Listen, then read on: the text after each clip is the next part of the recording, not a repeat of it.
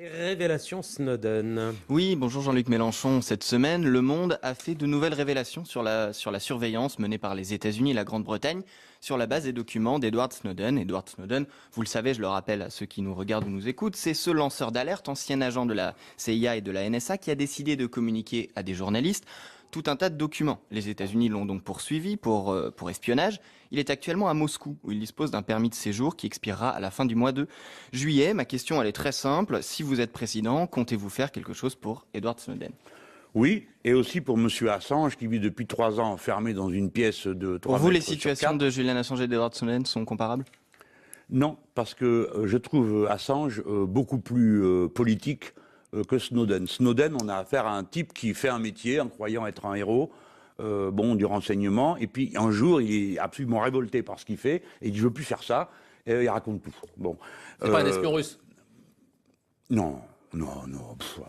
Ça, c'est des histoires pour les séries. Bon, alors, voilà ce que je ferai. Snowden et Assange ont rendu service à la France parce qu'ils ont permis de révéler et de faire la démonstration du fait que les États-Unis d'Amérique nous espionnaient, notre président, notre économie, et c'est ça que le papier du Monde, c'est ça qu'il a de formidable, c'est qu'ils ont fait sortir tout cet aspect, parce qu'une fois qu'on en avait eu fini avec l'espionnage des chefs d'État, on considérait que le reste, on s'en foutait, mais le reste, ça nous coûte horriblement cher. Donc, Assange et Snowden auront la nationalité française s'ils la demandent. Je demanderai à la Grande-Bretagne et à la Russie de leur permettre de rejoindre leur nouveau pays, la France. Et lorsqu'ils seront là, je reconnais qu'en plus, je les décorerai pour les remercier de ce qu'ils ont fait comme service à la France. Dans un cas, on a quand même quelqu'un qui est dans une ambassade parce qu'il est accusé de viol en Suède. Et dans l'autre, c'est vraiment quelqu'un qui est accusé parce qu'il a fait fuiter des documents. On est quand même sur deux questions un petit peu différentes. Non. Pour vous, il n'y a pas de différence? Il n'y en a pas. Parce que M. Assange a toujours défendu de l'accusation. Je ne vais pas entrer dans les détails qui sont un peu sordides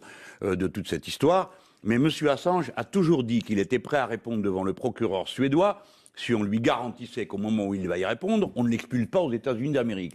Où se trouvait son ami, qui était le co-organisateur du réseau avec lui, qui est aujourd'hui encore détenu au secret, condamné pour le restant de ses jours, après avoir été mis à l'isolement et maltraité de toutes les façons possibles, dont sont capables les Nord-Américains, comme on le sait, avec la prison de Guantanamo, qui est un centre de torture officiel. Donc, les États-Unis torturent les gens qui le prennent en grave défaut. Il faut bien reconnaître que c'est un mauvais coup pour eux, quelqu'un qui va raconter à la terre entière ce qui se passait. Donc, M. Assange, j'en m'empresse de le dire, citoyen français, devra répondre au procureur suédois qui veut l'interroger, et lui, il y est prêt, parce que je lui ai posé la question, et il m'a dit qu'il y avait toujours été prêt, à la condition qu'on ne l'arrête pas et qu'on ne l'expulse pas aux États-Unis d'Amérique.